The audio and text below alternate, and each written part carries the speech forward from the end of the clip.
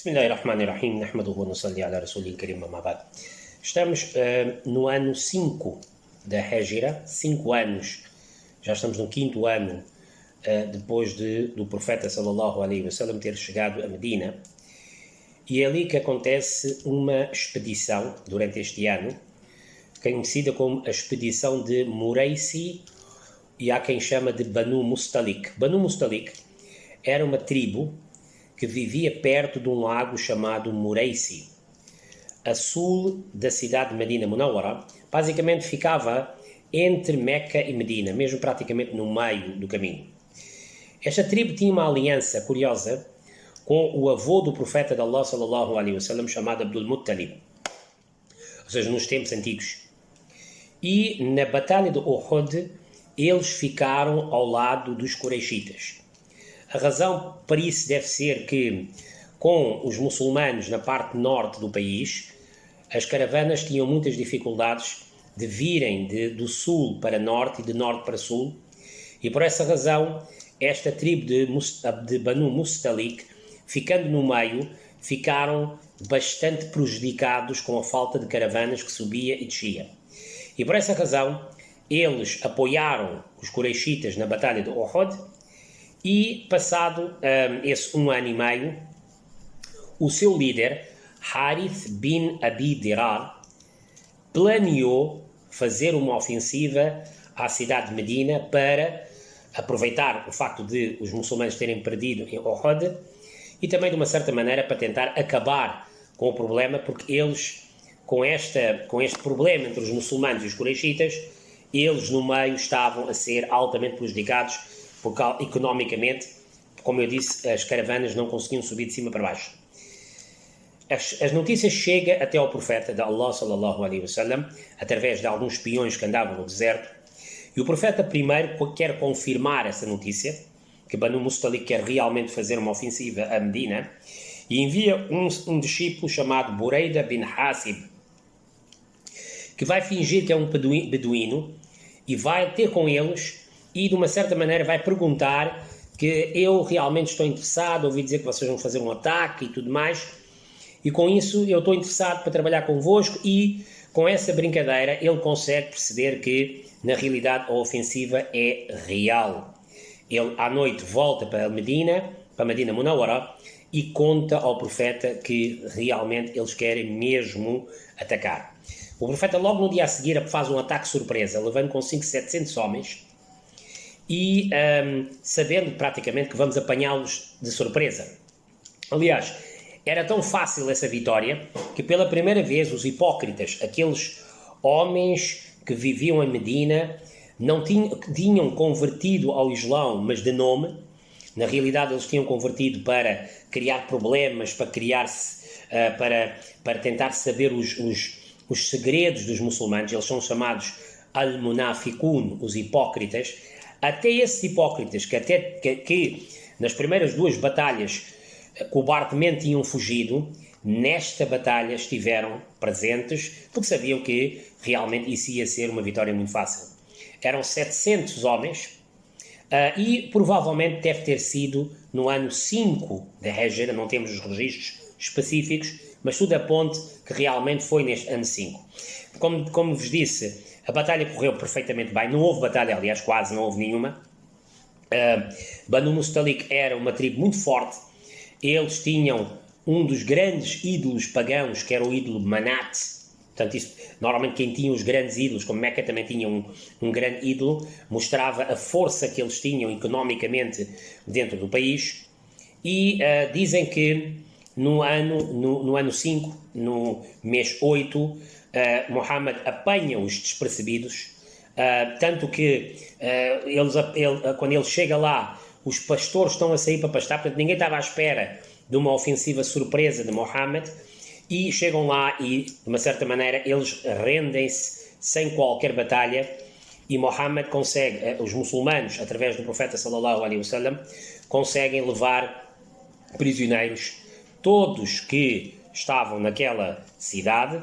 Os líderes e os nobres conseguiram fugir, juntamente 2.000 camelos e 5.000 ovelhas também foram capturados. Como não havia batalha, como eu vos expliquei, não havendo batalha, tudo isto é entregue ao Estado e a partir daí o Estado é que faz as contas. Dizem que na parte dos muçulmanos, curiosamente, um discípulo, um Ansar, um residente de Medina, sem querer matou, naquela entrada, deve ter atirado uma flecha e sem querer, matou um seu companheiro, que era um discípulo também, chamado Hisham bin Subaba, radiallahu anhu, e naturalmente que foi sem querer, não tinha havido uma batalha, foi sem querer. No entanto, Hisham bin Subaba tinha um irmão chamado Mikyas bin Subaba. Este Mikyas não era muçulmano, não era muçulmano, mas ele planeou converter-se, mais uma vez, escondido, converter-se sem qualquer intenção, foi para Medina, Munawara, e foi pedir o resgate da morte do seu irmão. E como sabem, uma morte que é feita sem querer, o resgate era de 100 camelos. O profeta de Allah, sallallahu alaihi wasallam, aceitou, pagou-lhe os 100 camelos, e à noite este Mikyas bin Subaba, cobardemente, acordou, foi à casa do Ansar, daquele homem que tinha sem querer morto o seu irmão, e matou e assassinou. Portanto, não só levou um resgate, como também cobardemente matou. Naturalmente este homem fugiu e seria procurado pelos muçulmanos, e na conquista de Meca, daqui a uns anos, ele será executado porque ele era um terrorista, porque ele não só enganou toda a gente, mentiu a toda a gente, ficou com o resgate e ainda por cima assassinou um homem. Ele mais tarde será executado por isso. Mas quando chegarmos nesta altura iremos falar sobre isso. Esta batalha não teve, como disse, não houve batalha. Mas nesta viagem que foi feita até Banu Mustalik, aconteceram 3 eventos muito importantes e muito marcantes na vida do Islão. O primeiro evento foi o casamento de Juwayriya bin al-Harith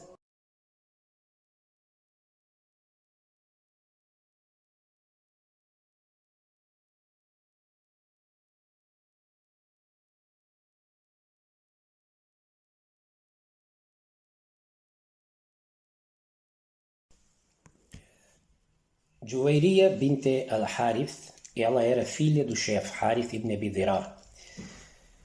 Conta Sayyidina Aisha radiallahu ta'ala anha, a esposa do profeta sallallahu alaihi wasallam, que na altura já estava a viver com ele, ela própria conta, na primeira pessoa, que ela tinha sido capturada, portanto ela estava dentro dos prisioneiros, o pai tinha fugido, e ela tinha sido entregue a Thabit bin Qais, que era um companheiro que ficou e que efetivamente comprou o direito de estar com ela, portanto, os prisioneiros. E ela, portanto, que falou com ele, ela era uma filha de um chefe, ela falou com Thabit bin Qais e disse que, olha, vamos fazer uma coisa que é, eu pago um X e tu libertas-me. E Thabit aceitou. E pela primeira vez na história do mundo em que havia essa situação dos prisioneiros de guerra, o Islão foi o primeiro a dar essa opção de um prisioneiro pagar para realmente sair. É o que nós chamamos pagar a cláusula de rescisão. Eu, no fim desta aula, irei também dar-vos uma espécie de um resumo do que é que isso é de prisioneiros de guerra e tudo mais. Ela diz que depois ela começou a bater à porta de todas as pessoas, no sentido de pedir dinheiro para poder realmente pagar a sua liberdade. E no fim ou durante esta procura, bateu à porta da casa do profeta de Allah sallallahu alaihi wasallam. Sayyidina Aisha diz que eu, quando fui abrir e vi ela, naquele momento, Aisha radiallahu ta'ala diz do seu coração que naquele momento eu olhei para ela e eu não gostei nada dela. Ela era uma miúda muito bonita, muito doce, muito amável, tinha 17 anos e estava realmente certa à procura de pagar a sua própria liberdade, e ela percebeu logo que o meu marido, Muhammad sallallahu alaihi wasallam, vai gostar muito desta rapariga, porque ela está a trabalhar, está a tentar se libertar, e o profeta de Allah sallallahu alaihi wasallam vai ajudar ela. e ainda vai correr o risco de ainda casar com ela. E foi isso que efetivamente aconteceu. O profeta de Allah, sallallahu alaihi wasallam, lhe disse que, olha, eu vou dar-te uma proposta, eu pago a tua liberdade e tu ficas livre. E se efetivamente quiseres, casa comigo. Porque ela era filha de um chefe. Aqui as pessoas podem olhar dizendo, já viu, o profeta só estava atrás de mulheres. Não há dúvidas, Juwayriya era uma mulher, uma rapariga muito bonita, tinha 17 anos, amável, doce. Mas havia outras miúdas e outras raparigas também em Medina Munawwara e outros lados do mundo. O profeta não andou a casar com qualquer uma. Ele escolhe ela porque ele tem uma visão muito longa, que eu vou-vos contar agora. Ele, naturalmente, paga a liberdade dela. Esta liberdade passa a ser o dote dela e ela passa a ser a próxima esposa dele. O que é o primeiro grande efeito? Toda a família dela, que tinha sido capturada e que agora estavam espalhados por todas as casas em Medina, todas as pessoas que compraram começaram a ficar com um sentimento que nós compramos. Imagina, havia uma casa que comprou um primo dela, outra casa comprou outra. Todas as casas de Medina que tinham comprado familiares de Juwayriya sentiram-se mal, porque a partir de hoje, Juwayriya, sendo esposa do profeta, automaticamente, coranicamente falando, ela é considerada mãe dos muçulmanos.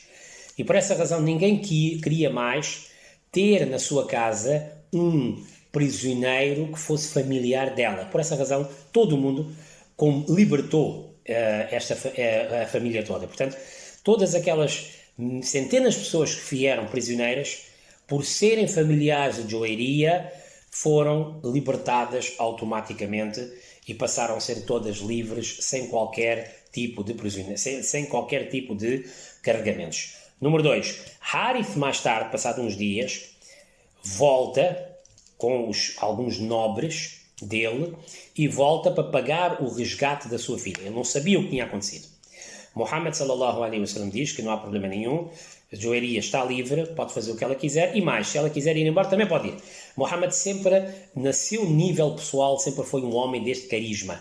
Ele nunca foi egoísta, nunca foi autoritário para ele. Ele deixava todo mundo ser, a nível pessoal, ele não queria que ninguém estivesse a sofrer e então disse logo a Juwayriya, eu não te quero empatar, podes ir embora, não tem problema nenhum. Juwayriya, naturalmente, vendo um homem deste carisma e deste cariz e vendo só o seu casamento, o que já tinha feito para os seus familiares todos que estavam em Medina e que já tinham sido libertados, e ela também, sendo a filha de um chefe, recusou e disse que não, eu prefiro e quero continuar a ser tua mulher e não quero voltar para a minha casa.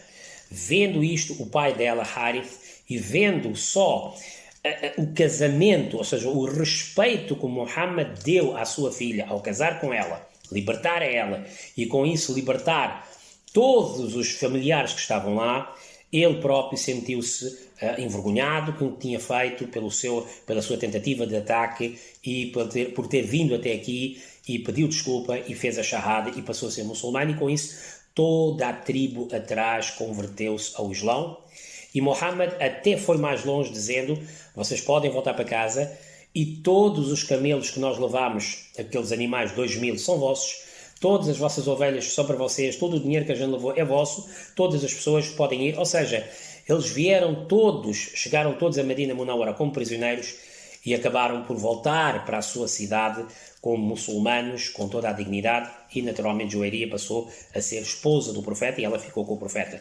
Vejam a que nível, com um casamento estrategicamente marcado pelo profeta sallallahu alaihi wasallam, convenceu a toda uma tribo. Não era só por ser uma mulher, na realidade havia uma visão de um líder, uma visão de um homem que estava acompanhado de Deus. A própria Aisha diz que nunca vi uma mulher que ajudou tanto a sua tribo como Juwayriya fez. Juwayriya era conhecida por jejuar muito todos os dias, dava muito sadaqah, dava muita caridade, ajudava muito os pobres. Ela também tinha o hábito de jejuar apenas às sextas-feiras e mais tarde Muhammad sallallahu alaihi wasallam disse que olha, não jejua só nas sextas-feiras porque sexta-feira é um dia santo, mas nós não queremos copiar os outros membros e as outras tribos e as outras, podemos dizer, confissões religiosas que já jejuavam no seu dia santo. Não. Se quiser jejuar numa sexta-feira, jejua quinta ou sexta e sábado. Não jejua só na sexta-feira, tirando-se numa situação pontual. Uma vez Muhammad saía, para vocês verem, ela era tão piedosa, orava tanto, que uma vez Muhammad saiu na alvorada da casa dela para fazer a oração e ficou até meio da manhã a trabalhar, ou a conversar, ou então a rezar. E quando voltou, viu que ela estava ainda sentada no seu tapete a orar. Muhammad disse: eu desde que saí na alvorada, ou seja, o sol ainda não tinha nascido, até agora, tu ainda estás assim sentada?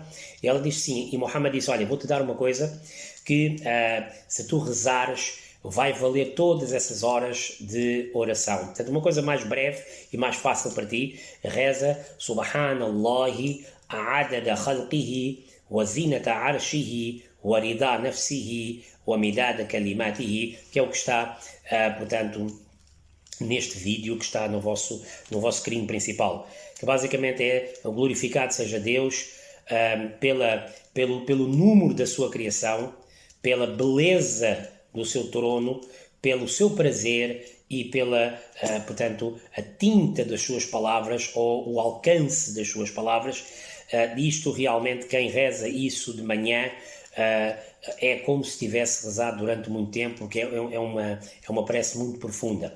Juwayriya falece no ano 50 da Hijra, no mesmo ano que Hassan, o neto do profeta, falecia, ela falece com 65 anos.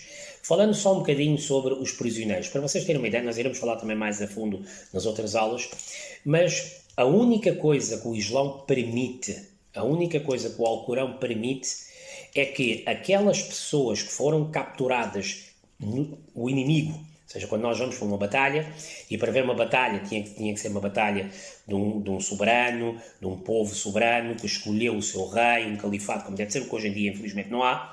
Mas numa dessas batalhas, quando o inimigo é capturado, os prisioneiros que estão lá, sejam homens, sejam mulheres, estes são capturados na guerra, e quando são capturados e trazidos para casa, não conseguem pagar o resgate. Estes sim, somente esse tipo de prisioneiros, como na altura não havia prisões, e naturalmente não podias mandar de borla todo mundo para fora, porque senão eles podiam voltar a atacar, eles eram levados para as cidades muçulmanas e depois eram, em aspas, o seu direito de viver era vendido para quem tivesse dinheiro, e eles viviam com essas pessoas, com essas casas dos muçulmanos, como empregados, mas não como escravos que eram na Roma e na Pérsia e tudo mais, onde eles eram mortos e tudo mais. Não, o Islão nunca permitiu isso. Todo tipo de escravatura, tirando essa situação, não era permitido. Ou seja, não é permitido, como na altura se fazia, apanhava-se uma pessoa no meio da rua, raptavam, depois ela era vendida no outro lado do mundo. Isto não é permitido. Aliás, numa passagem, Muhammad até amaldiçoou este tipo de gente que rapta e depois vendem as pessoas para a prostituição, ou vendem as pessoas para o outro lado do mundo, ou depois tiram os seus órgãos. A maldição de Allah está em cima deste tipo de gente. A única coisa que o Estado permitia naquela altura em que havia condições era se um inimigo fosse capturado na guerra e depois levado para a cidade soberana e depois não conseguisse pagar o seu resgate e não tivesse como pagar a sua cláusula, ele era encaminhado, alguém chegava e pagava ao Estado um X, e esta pessoa ia viver com esta pessoa. Se fosse uma mulher, automaticamente aquilo era considerado um casamento. Se fosse um homem, ele era considerado como um empregado / família e ficava sob a sua responsabilidade. Isto são situações que muitas vezes nós não ouvimos e pensamos que realmente era escravatura como existia na Roma e na Pérsia. Não era bem isso, e foi assim que realmente muitas pessoas do outro lado acabariam por viver com os muçulmanos e acabariam mais tarde por converter-se ao Islão, e depois até ia nascer uma dinastia deles, chamados Mamluks, que mais tarde iriam ter uma dinastia e iriam até combater contra Napoleão e tudo mais. Para a semana, inshallah, iremos falar sobre mais um outro evento que acontece nesta viagem até Banu Mustalik. Wa akhiru da'wana alhamdulillahi rabbil alamin wa sallallahu ta'ala sayyidina Muhammad wa ala alihi wa sahbihi ajma'in.